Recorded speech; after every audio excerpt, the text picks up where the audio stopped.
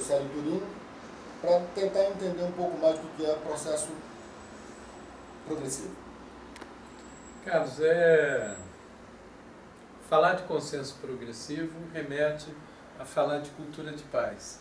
E esse é um dos princípios da rede. Construir uma nova política a partir de uma nova forma de entendimento. E cultura de paz também não significa não ter posição ou ceder sempre, não é isso. É ser muito firme nos seus princípios, nos seus objetivos finais. E primeiro a gente tem que entender que o Brasil passa por um momento, e não só o Brasil, o mundo, de crise das representações, de todas, não só a representação política, como também a representação da mídia, a representação de todo tipo de instituição. As pessoas querem desintermedializar esses processos, né? Fazem isso pela internet, pelo seu ativismo, né? As pessoas vão lá e fazem. Isso é muito positivo. Mas se a gente não recuperar princípios e fundamentos de uma convivência humana, civilizatória, a gente também pode cair num outro tipo de barbárie. Por isso é que a rede ela surge nesse contexto, na busca de uma construção de uma nova forma de fazer política. E o que é política? Política vem de polis, que é cidade, em grego, e, ou seja, é a convivência em comum entre as pessoas. Aí é que entra a ideia da cultura de paz e do consenso progressivo. A gente tem uma ideia muito deturpada do que vem a ser democracia. Nós achamos que a democracia ela é algo estático, e não é. Há várias formas de democracia. E a que nós conhecemos é uma forma, que foi, em primeiro, apoderada quase que num processo de monopólio por parte dos partidos políticos, em que eles são os donos dessa capacidade de intermediação com a sociedade.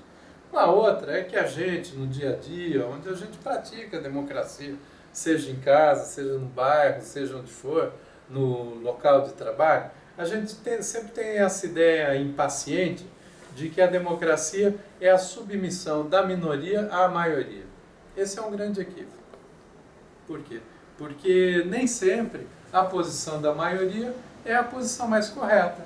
Melhor exemplo, a maioria decidiu por esse rumo político do país, não foram? As pessoas foram a voto e sistematicamente elas votam nesses deputados, nesses senadores, que no dia seguinte elas falam mal deles, mas não percebem que as pessoas são a causa e a solução do problema.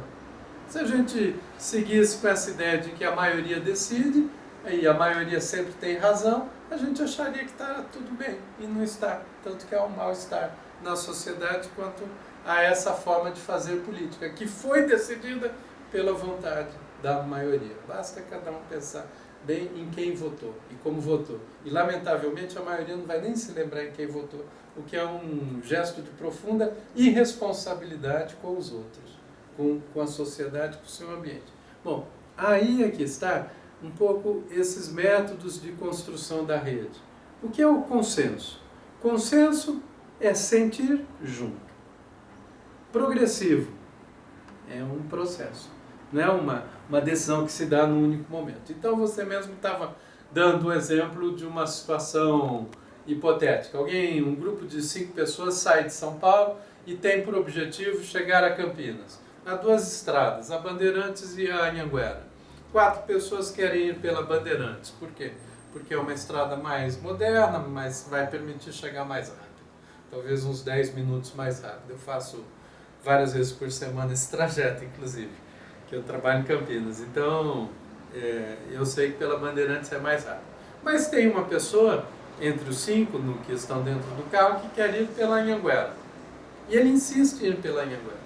O mais simples seria decidir, 4 querem ir pela Bandeirantes, vamos pela Bandeirantes. Pelo consenso progressivo não seria assim. Haveria uma pergunta, por que você quer ir pela Anhanguera? Talvez essa pessoa vá dizer, mas porque ali tem um rancho da pamonha que faz a melhor pamonha do interior do estado de São Paulo e eu só posso comprar essa pamonha na estrada pela Anhanguera. Vocês não querem abrir mão de 10 minutos de viagem e experimentar essa pamonha? Pode ser que aí, nesse momento, aqueles 4 que decidiram ir pela Bandeirantes mudem de ideia. Pode também não decidir e gerou um impasse. Uma pessoa fala, eu não vou a Campinas se não for pela Anhanguera. Os outros 4, eu não vou se não for pela Bandeirantes. E aí, como é que faz? Aí há a necessidade da mediação. Não da decisão centralizada de alguém. Mas alguém vai ter que fazer a mediação. Se eu fosse chamado para fazer a mediação numa situação dessa, eu proporia o seguinte, ninguém vai para Campinas. Ou a gente chega num ponto em comum, ou não vai para Campinas. Aí chegou o momento em que as pessoas vão pensar, mas mais importante é ir a Campinas ou o trajeto para ir a Campinas?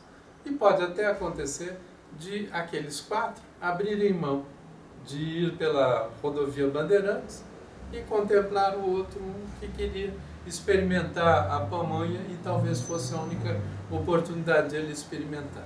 Então é assim, às vezes a gente tem essa falsa ideia de que ao nos mantermos fechados numa posição que por vezes é secundária, nós é que estamos sendo as pessoas de princípios e nós é que temos que vencer. Às vezes é o contrário. Então eu remendo aqui o jogo de xadrez. Isso aqui é um tabuleiro de xadrez, né? As peças são diferentes, eu gosto, eu jogo bastante. Olha aqui um exemplo. Como que a gente poderia fazer? Aqui. Eu de repente ofereço... aqui é o rei, né? Eu ofereço a peça mais valiosa do jogo, que é a rainha. E coloco o rei em xeque. Aí como que pode ser resolvido isso? O rei tem dificuldade de fugir porque eu estou aqui com o bispo, estou com o cavalo e tenho aqui outro bispo que bloqueia o movimento do rei. Quem não conhece xadrez sabe que o rei ele não pode ser ameaçado em nenhuma posição dele. Aí eu penso, vou eliminar aqui, se eu vou rápido, né, adesão da maioria, vou eliminar. O cavalo, ele anda assim, então o cavalo branco come a rainha. E os brancos vão falar, oba, peguei a principal peça do jogo. Aí eu faço isso. O soldado, que é a peça menos valiosa do jogo, coloca o rei em xeque.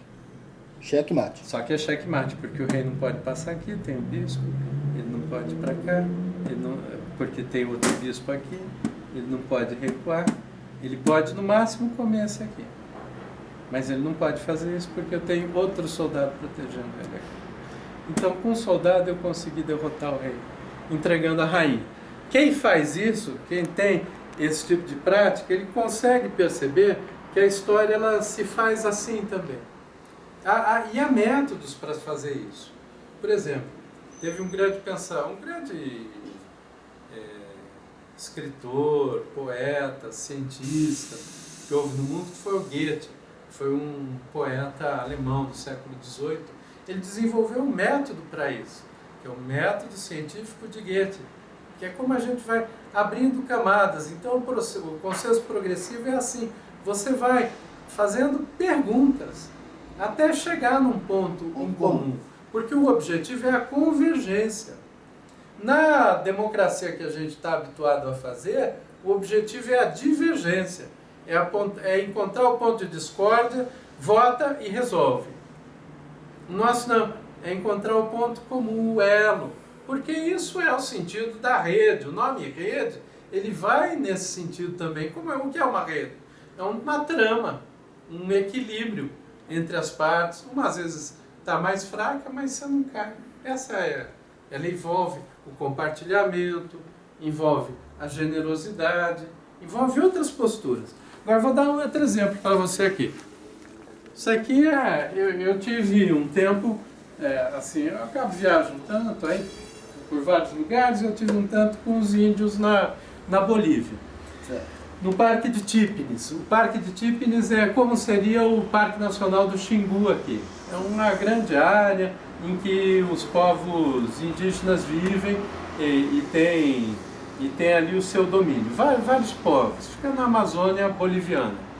O governo, que hoje é pela primeira vez governado por um indígena, então não é nem alguém que é inimigo dos índios, que é o Evo Morales, conseguiu um recurso do Brasil, do BNDES, para fazer uma estrada para atravessar o parque.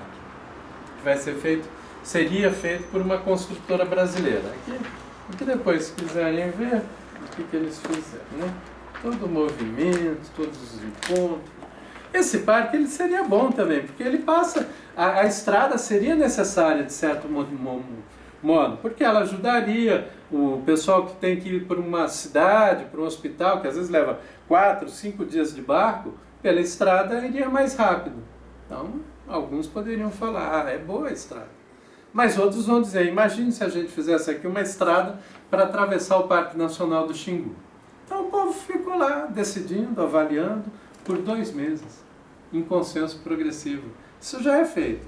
Os povos indígenas trabalham muito nessa construção do conceito, do consenso também, até chegarem num ponto em comum. O ponto em comum foi, não queremos o parque. E aí o que eles fizeram? Uma grande marcha, em que todos foram até La Paz e impediram que fosse realizado o parque. Depois houve uma proposta de plebiscito, e ainda assim eles mantiveram com clareza a proposta. E como que eles tiveram essa posição em relação a esse parque?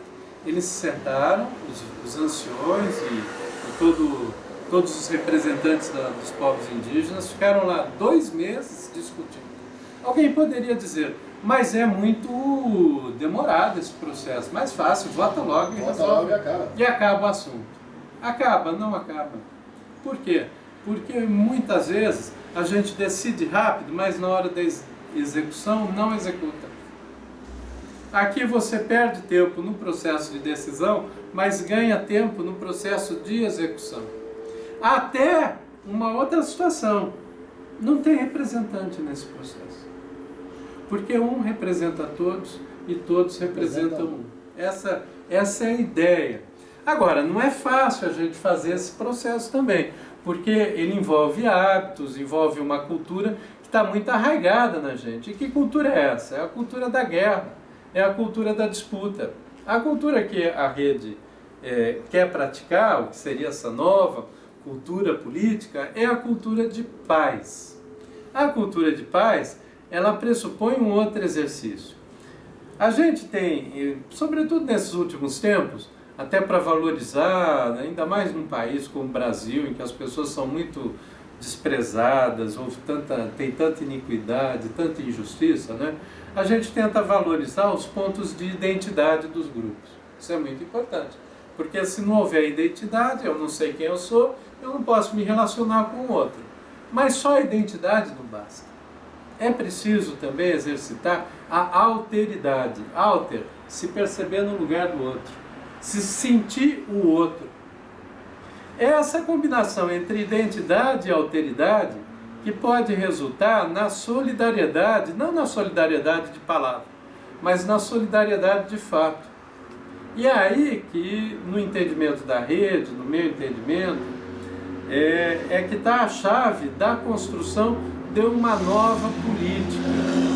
Ela está na mudança dos hábitos de todos se perceberem como responsáveis por um processo, de todos perceberem que é necessário conceder, ceder com alguém, para que tome uma boa decisão. Muitas vezes, quem vai decidir, ajudar a resolver um problema, não é aquela pessoa mais intransigente. É aquela pessoa que conseguiu olhar mais na frente. Ela não viu só a rainha e fez um movimento aqui para pegar uma rainha e achar que estava bem. Ela viu os passos seguintes. E o importante aqui no jogo era pegar o rei. E ela pegou o rei. Essa pessoa, às vezes ela pode aparecer como a pessoa que cedeu, mas foi a pessoa que decidiu. Só mais sabe. Então é isso que a gente vai praticando na rede. Não é fácil, vai levar muitos anos para as pessoas se exercitarem, porque hábitos são arraigados, mas devagar, dando um passo de cada vez, a gente chega lá. Obrigado, Sérgio, pela explicação. Fiquei muito satisfeito. Tá bem? Obrigado. Obrigado, meu amigo. E passou uns segundos aí dos 15.